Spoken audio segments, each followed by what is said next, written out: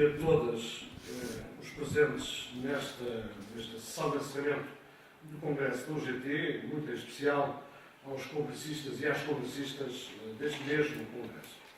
Eu queria cumprimentar, naturalmente, o Sr. Secretário-Geral da UGT, o Presidente da Mesa e o Secretário Coordenador da UGT Santarém, as pessoas que acabaram agora de tomar posse enquanto constituintes dos órgãos da UGT Santarém, cumprimentar o Sr. Presidente da CAP, Dr. João Machado, os Srs. Secretários-Gerais adjuntos e responsáveis e dirigentes da UGT, os Srs. Deputados Dr. Engenheiro Serra e Dr. Maria Isidro Guincha, o Presidente também da Conselhia do Partido Socialista, enquanto representantes aqui, naturalmente, da área política, um conjunto de dirigentes da UGT, o Sr. Diretor também do CEPOSAP, o Sr. Presidente do Conselho de Administração do Instituto de Emprego e Formação Profissional. Enfim, não tenho a facilidade que teve o orador que me antecedeu de conhecer todas as circunstâncias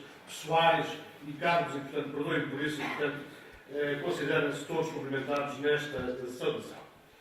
Eu confesso que foi uma surpresa ter cruzado a palavra. A minha presença aqui era uma presença de amizade, de desejar e cumprimentar todos os órgãos eleitos da UGT Santarém, lhes desejar naturalmente o melhor exercício de funções no espírito do diálogo social. Não, de facto, não estava a contar de intervir, até porque hoje é um dia, digamos, especial, um dia de reflexão, em que naturalmente ao Governo se deve exigir uma imparcialidade nessas questões e, portanto, de alguma forma, as palavras que vou dizer são palavras muito circunscritas e interpreto-nas exatamente como um serviço mínimo relativamente àquilo que aqui vim fazer. Eu gostaria, de facto, de dizer o seguinte: o Sr. Secretário-Geral da UGT já colocou a questão como ela deve ser colocada.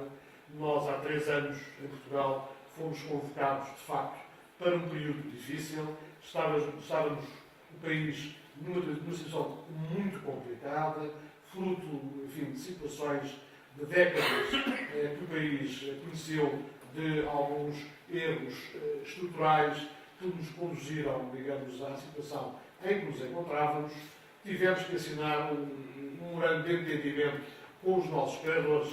Esse memorando de entendimento, naturalmente, significou algum condicionar da nossa vontade e da nossa soberania e, portanto, de alguma forma, esse foi o momento que vivemos até aqui. Foi um momento de muitos sacrifícios para os portugueses, mas foi também, e é importante dizê-lo aqui, neste Congresso da UGT Santarém, um momento de grandes compromissos sociais em que o UGT foi relevante na dimensão da importância nacional do que estava em causa e, portanto, naturalmente, houve decisões que, tenho a noção, foram difíceis para a UGT tomar, mas que tomou exatamente na interpretação do equilíbrio social que era importante alcançar e dos grandes desígnios nacionais que estavam em causa. Felizmente, estamos hoje a viver momentos diferentes. Temos hoje um nível de soberania para as nossas decisões muito maior do que aquele que tivemos nos 3 anos que passaram. Em sede, se estes 3 anos houve, de facto, o Governo sempre se preocupou com um intenso diálogo social, tendo, inclusivamente, sempre na UGT um parceiro de equilíbrio em relação, digamos, às relações sociais. Estamos hoje em sede de concertação social com um conjunto e com uma agenda de 4 mesas negociais que têm a ver com o salário mínimo nacional, com a reforma do Estado, com a natalidade e, digamos, o compromisso entre a vida familiar e a vida profissional e com a racionalização das políticas ativas de emprego, para além de outras matérias que, naturalmente, os parceiros sociais entendam por bem discutir. Mas essas 4 matérias estão hoje na ordem do dia e vão marcar, digamos, os próximos tempos de concertação social, exatamente na lógica da procura dos consensos, dos acordos, que são fundamentais para o progresso social. E, portanto, isto é feito exatamente no momento em que resgatamos, de alguma forma, a nossa soberania, em que estamos menos condicionados relativamente às decisões que podemos tomar. Eu gostaria também só de referir 3 questões.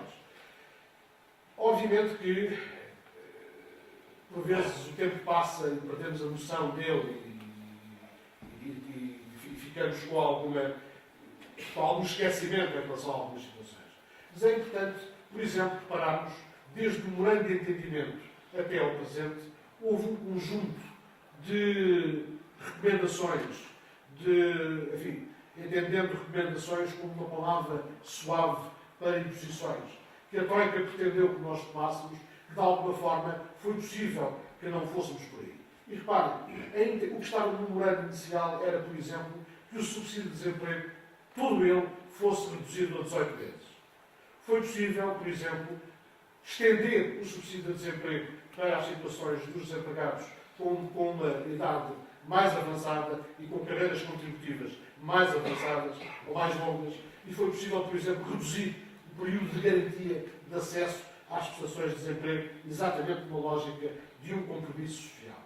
Relativamente às portarias de extensão, houve, naturalmente, o propósito da Troika de reduzir e de condicionar as regras da emissão das portarias de extensão, e isso significou, em muito, condicionar, digamos, a contratação coletiva em Portugal ao diminuir a utilidade da mesma. Neste momento, o Governo, na última revisão, conseguiu, digamos, fazer entender que, de facto, esse era um caminho pelo qual não devíamos ter seguido. E, portanto, está hoje a subir a introdução de alterações ao nível da emissão das portarias de extensão, que, consagrando a importância das micro, pequenas e médias empresas, vão permitir que, efetivamente, haja mais portarias de extensão e, com isso, naturalmente, dar lastro à contratação coletiva e utilidade. Mas foi um caminho que se teve que percorrer, um caminho em que houve, de facto, uma imposição da Troika nesse sentido de restringir as portarias de extensão e, portanto, o mérito aqui esteve, de facto, naturalmente, acompanhado pelos parceiros sociais que sempre propuseram a tónica também nesta matéria de inverter este caminho.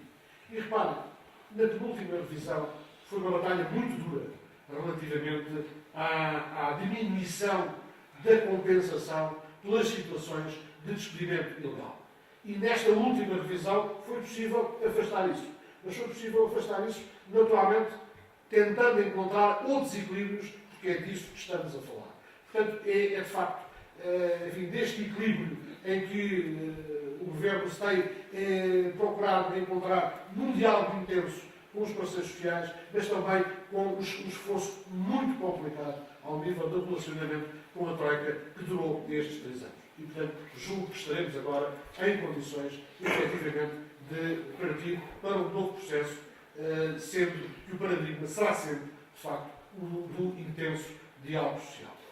Eu terminaria desejando aos membros agora eleitos da União Geral dos Trabalhadores de Santarém os melhores sucessos para a sua atividade e, portanto, um contributo territorial nesta área geográfica, exatamente para este paradigma que o Sr. Secretário-Geral da UGT nos convocou, de facto, do intenso diálogo social, da procura, digamos, dos consensos possíveis, porque julgo que todos temos objetivos comuns, que é, naturalmente, o progresso social, o progresso das nossas empresas, que Portugal, hoje em dia, já tem, apesar de um elevado desemprego, como foi possível no último ano, caminhar para uma redução já significativa de cerca de 2 pontos, mais de 2 pontos e meio do desemprego. Felizmente também as nossas exportações superam pela primeira vez as importações ao fim de 7 décadas, ou seja, há aqui, de facto, um conjunto de sinais positivos que, se formos capazes de encontrar consensos que sustentem o progresso social, isso naturalmente será bom para a economia, para os trabalhadores, para as empresas e bom para o país, as maiores sociedades. Muito obrigado.